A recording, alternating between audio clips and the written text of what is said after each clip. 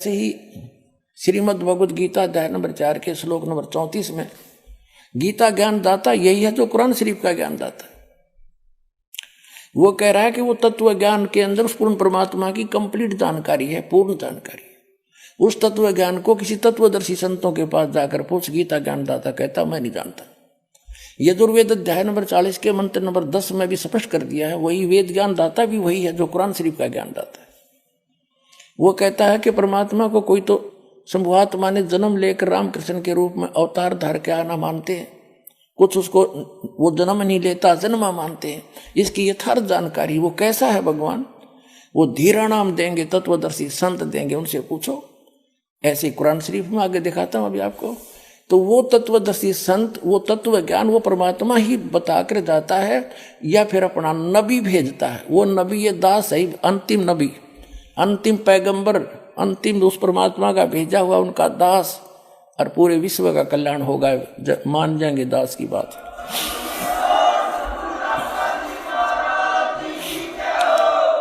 कुरान शरीफ का ज्ञान दाता अपने पैगंबर हजरत मोहम्मद को कह रहा है और किसी अन्य अल्लाह अकबर अपने से अन्य खुदा की, अन्य अल्लाह की जानकारी दे रहा है। देखिए अब हम यहां तक पढ़ चुके हैं कुरान शरीफ सूरत फुरकानी 25 और हम आयत नंबर यहां पर आगे हैं। अब हम आयत नंबर 58 पढ़ रहे, 57 पढ़ रहे। और ए पैगंबर उस जिंदा जो तुझे जिंदा रूप में मिला था, इन्हें चैतन्य अर्थ कर दिया, उस जिंदा पर भरोसा रखो जो कभी मरने वाला नहीं, यानी अविनाशी है, और तारीफ के साथ उसकी पाकी बयान करते रहो। यानी कुरान शरीफ के ज्ञानदाता से अन्य है जो परमात्मा, उसकी पाकी बयान करने के लिए कुरान शरीफ का ज्ञानदाता कह रहा है हजरत मोहम्मद को। और अपने बंदों के गुनाहों से वह काफी खबरदार है। ये तो वो खबरदार यानी खूब जानता है तुम्हारे सब को जो जैसा करता है। और ये वही है जिसने 58 पढ़ दी, 59 आयत है, जिसने आसमानों और जमीन और जो कुछ उनके बीच में है सबको 6 दिन में पैदा किया, फिर तख्त पर जा बिराजा, तख्त पर जा बैठा। वह अल्लाह बड़ा, वो अल्लाह अकबर है, वो अल्लाह कबीर है, वो अल्लाह बड़ा है, रहमान है, दयालु है। तो उसकी खबर किसी बाखबर यानी इल्म वाले से, तत्वदर्शी संत से पूछ देखो। कुरान शरीफ का ज्ञानदाता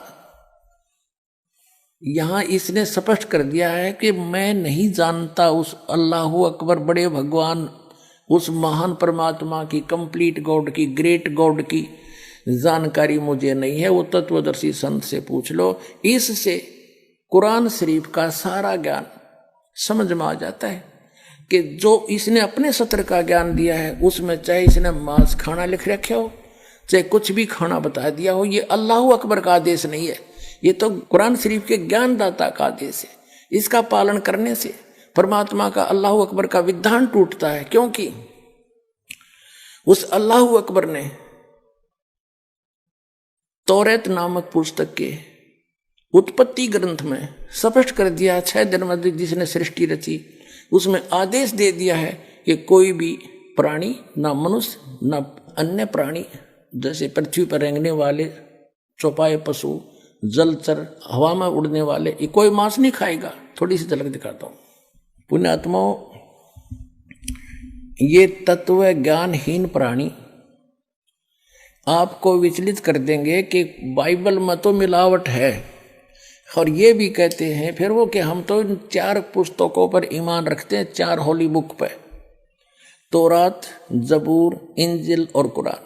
तो पहले आपको वो आसमानी किताब तौरात से दिखाएंगे सृष्टि उत्पत्ति। ये देखिएगा, ये आसमानी किताबें ये इकट्ठी जल्द की गई हैं, तौरात, जबूर, इंजिल। अब देखिएगा,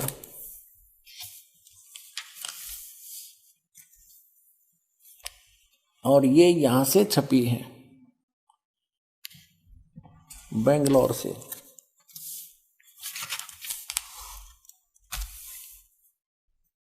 ये आसमानी किताब तौरात, जबूर एंजल उर्दू स्क्रिप्ट्स, ये यहां से ये देखो, copyright notice published by BSI 206 Mahatma Gandhi road Bangalore से, प्रिंटर्स प्राइवेट लिमिटेड बेंगलोर 94 की। ये 3 किताबें हैं, ये अलग अलग, और कुरान शरीफ अलग है, इनसे न्यारी है। इसमें अब हम तौरात के अंदर दिखाते हैं, इसमें उत्पत्ति पैदाइश दिखाते हैं। ये देखो, ये है पैदाइश 1:1:24 प्रश्न नंबर 2 पे। यहां है खिलकत का जिक्र। खिलकत, खुदा ने इत्बिदा और जमीन और आसमान को पैदा किया। जमीन वीरान और सुनसान थी, गौरवों के ऊपर अंधेरा था। ऐसे ये पहला दिन हुआ, सांझ हुई, शाम हुई, सुबह हुई। पहला दिन हुआ, शाम हुई, सुबह हुई, दूसरा दिन। दो रचना करते हैं हम, अपने स्थान अपने उस पर आएंगे। ये फिर चौथा दिन हुआ, ये दूसरा दिन हुआ, ये तीसरा दिन हुआ, और फिर ये चौथा दिन हुआ, और फिर ये 5वां दिन हुआ। अब हम छठे दिन पर आते हैं। ये तीसरा पृष्ठ है, ये तौरात का। अब 26 में कहा कि फिर खुदा ने कहा हम इंसान को, यानी 5 दिन में जो सृष्टि रची वो कर दी। छठे दिन फिर खुदा ने कहा कि हम इंसान को अपनी सूरत पर अपनी सभी की मानिद बनाएं, और वे समुद्र की मछलियों और आसमान के परिंदों और चौपायों और तमाम जमीन पर और सब जानवरों पर जो जमीन पर रेंगते हैं इख्तियार रखे, उनसे समझदार हो। खाना नहीं लिखा है इसमें, आगे देखो। और खुदा ने इंसान को अपनी सूरत पर पैदा किया, अपने जैसा उत्पन्न किया, जैसा खुदा है। मनुष्य भी, खुदा भी मनुष्य जैसा हुआ। खुदा की सूरत पर उसको पैदा किया, नर और नारी करके उसने उनको पैदा किया। और खुदा ने उनको बरकत दी और कहा फूलो और बढ़ो और जमीन में मासूर हो, महकूम करो, और समुद्र की मछलियों और हवा के परिंदों और कुल जानवरों पर जो जमीन पर रेंगते हैं इख्तियार रखो। आगे लिखा है कि और खुदा ने कहा कि देखो मैं तमाम रूए जमीन की कुल बीजदार सब्जी और हर दरख्त जिसमें उसका बीजदार फल हो तुमको देता हूँ, ये तुम्हारे खाने को हैं। और जमीन के कुल जानवरों के लिए, हवा के कुल परिंदों के लिए, और उन सब के लिए जो जमीन पर रेंगने वाले हैं, जिनमें जिंदगी का दम है, कुल हरी बूटियां खाने को देता हूं। और ऐसा ही हो गया। अपने आत्मा स्पष्ट कर दिया कि न तो किसी पशु को, न पक्षी को, न जलचर को, न मनुष्य को उस अल्लाह ताला का आदेश नहीं है मांस खाने का। उन्होंने स्पष्ट कर दिया कि ये हरी सब्जी घास फूस दे रखा है तुम्हारे को। और फिर आगे देखो, और ऐसा ही होगा। और खुदा ने सब पर जो उसने बनाया था नजर की और देखा तो बहुत अच्छा है। और शाम हुई, सुबह हुई, और फिर छठा दिन हो गया। फिर उसके बाद आसमान और जमीन उनके कुल लश्कर का बनाना खत्म हुआ। और खुदा ने अपने काम को जिसे वो करता था 7वें दिन पूरा खत्म किया, और अपने सारे काम से जिसे वो कर रहा था 7वें दिन फारिग हुआ। और खुदा ने 7वें दिन को बरकत दी और उसे मुकद्दस ठहराया, क्योंकि उसमें खुदा सारी कायनात से जिसे उसने पैदा किया, बनाया और फारिग हुआ। अब इसको पवित्र बाइबल में दिखाता हूँ एज इट इज, ना तो ये आपको बरगला देंगे आपको, ये नकली अटपट करने वाले मारे सट्टे ने हो गए। हमने बहुत अच्छी तरह तालमे इल्म हूँ मैं, ये कहते हैं जो इनके पढ़ने वाले विद्वान, और का पता नहीं इनको। ये देखिएगा, ये पवित्र बाइबल है, संपूर्ण जीवन अध्ययन बाइबल। ये कहां से छपा ये देख लीजिएगा, ये देखिएगा, journal editor down and C stamps MDV, associate editor ये जे जवाली, Wesley Adams PhD, Life Publishers International, Springfield, Mysore USA, printed in India. अब ये वही है सारा कुछ, और ये सारा दिखा दूं, पढ़ लो तुम। अब इसके हम इस पे आते हैं उत्पत्ति पर। देखिएगा, ये उत्पत्ति, जिसको अंग्रेजी में इन्होंने कहा है जेनेसिस 1, प्रश्न नंबर 4 पे। आदि में यानी प्रारंभ में परमेश्वर ने आकाश और पृथ्वी की सृष्टि की। पृथ्वी बेडौल और सुनसान पड़ी थी, यह इस पर पहला दिन हुआ। फिर परमेश्वर ने जो कहा, जल के बीच एक ऐसा अंतर हो कि जल 2 भाग हो जाए। सारा कुछ क्या, सांझ हुई भोर हुई, फिर दूसरा दिन हो गया। फिर सांझ हुई भोर हुई, तीसरा दिन हो गया। हमने अपने मतलब की बात लेनी, ये चौथा दिन हो गया। सांझ हुई भोर हुई, फिर चौथा दिन हो गया। अब हम ये 5वां दिन हो गया। प्रश्न नंबर 5 पर आ गए हम। ये सांझ हुई भोर हुई, 5वां दिन हो गया। अब छठे दिन ये आ गया, छठा दिन। ये छठे दिन में चल पड़ा। इस प्रकार परमेश्वर ने पृथ्वी की जाति जाति के वन पशुओं को और जाति जाति घरेलू पशुओं और जाति जाति की भूमि पर सब रेंगने वाले जंतुओं को बना, और परमेश्वर ने देखा अच्छा है। फिर परमेश्वर ने कहा कि हम मनुष्य को, उन सब पशु पक्षियों को बनाकर, फिर हम मनुष्य को अपने स्वरूप के अनुसार बनाएं, अपनी समानता में बनाएं, और वे समुद्र की मछलियों और आकाश के पक्षियों और घरेलू पशुओं और सारी पृथ्वी पर सब रेंगने वालों जंतुओं पर जो पृथ्वी पर रेंगते अधिकार रखें। इनसे समझदार हो, जैसे भैंस, गाय, बैल, इनको हमने अपने काम के लिए प्रयोग कर लिया। इनको खाना नहीं, सताना नहीं। इनको जैसे गाय भैंस आपने रखी, उसको पहले आप पेट भरते हो, चराते हो, उसको नहवाते हो, धोआते हो, प्यार से रखते हो, जब वो दूध देती है। तो ऐसे कहा, खाने के लिए नहीं कहा उस मालिक ने। देखो आगे, तो परमेश्वर ने कहा मनुष्य को अपने स्वरूप के अनुसार बनाए, अपनी समानता बनाए। तो भगवान फिर कैसा हुआ? फिर परमेश्वर ने कहा हम मनुष्य को अपने स्वरूप के अनुसार बनाए, अपनी समानता बनाए, और वो समुद्र की मछलियों और आकाश के पक्षियों और घरेलू पशुओं और सारी पृथ्वी पर रेंगने वाले जंतुओं पर जो पृथ्वी पर रेंगते अधिकार रखे। आगे देखो, तब परमेश्वर ने मनुष्य को अपने स्वरूप के अनुसार उत्पन्न किया। अपने ही स्वरूप के अनुसार परमेश्वर ने उसको उत्पन्न किया, नर और नारी करके उसने मनुष्यों की सृष्टि की। तो भगवान कैसा?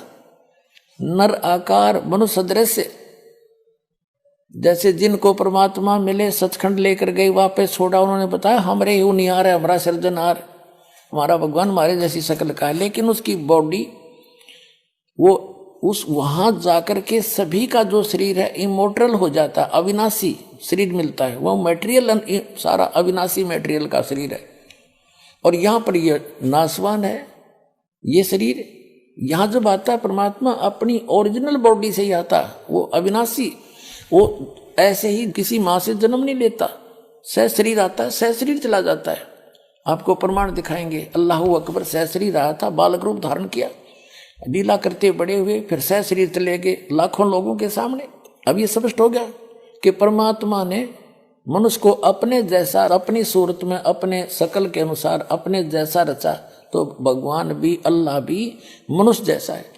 और आगे फिर वो क्या कहता है देखो, और परमेश्वर ने कहा नर और नारी करके उनकी सृष्टि की, और परमेश्वर ने उनको आशीष दी, उनसे कहा फूलो फलो और पृथ्वी पर भर जाओ और उसको अपने वश में कर लो, और समुद्र की मछलियों तथा आकाश के पक्षियों और पृथ्वी पर रेंगने वाले जंतुओं पर अधिकार रखो। यानी उनसे, जैसे इंसान ने शेर तक को भी काबू कर लिया, हाथियों को भी बांध लिया, तो ऐसे कंट्रोल करने के लिए कहा उन्होंने। आगे देखो, फिर परमेश्वर ने उनसे कहा, यानी मनुष्यों को भी, फिर परमेश्वर ने उनसे कहा कि सुनो, जितने बीज वाले छोटे छोटे पेड़, ये मनुष्यों के लिए आदेश है, सारी पृथ्वी के ऊपर हैं, और जितने वृक्षों में बीज वाले फल हैं, वे सब मैंने तुमको दिए तुम्हारे भोजन के लिए। मनुष्य के लिए उस अल्लाह ताला का आदेश, अल्लाह अकबर, जिसने 6 दिन में सृष्टि रची, 7वें दिन तख्त पर जा बैठा, वो है अल्लाह अकबर है।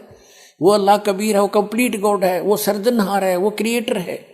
उस क्रिएटर का आदेश नहीं है मांस खाने का मनुष्य को, पशु पक्षियों को भी नहीं है। आगे देखो, तुम्हारे भोजन के लिए, ये तो मनुष्यों के लिए। आगे देखो, यहां आगे हम, और जितने पृथ्वी के पशु और आकाश के पक्षी और पृथ्वी पर रेंगने वाले जंतु हैं, जिनमें जीवन का प्राण है, उन सब के खाने के लिए मैंने सब हरे हरे छोटे पेड़ दिए और वैसा ही हो गया, यानी घास फूस है। और तब परमेश्वर ने जो कुछ बनाया था वो देखा तो क्या देखा, वह बहुत अच्छा है। तथा सांझ हुई फिर भोर हुआ, इस प्रकार ये 6वां दिन हो गया। अब 7वां दिन यूं आकाश और पृथ्वी और उनकी सारी सेना का बनाना समाप्त हो गया। और परमेश्वर ने अपना काम जिसे वह करता था 7वें दिन समाप्त किया। और उसने अपने किए हुए सारे काम से 7वें दिन विश्राम किया। और परमेश्वर ने 7वें दिन को आशीष दी और पवित्र ठहराया, क्योंकि उसमें उसने सृष्टि की रचना के अपने सारे काम से विश्राम लिया। ठीक।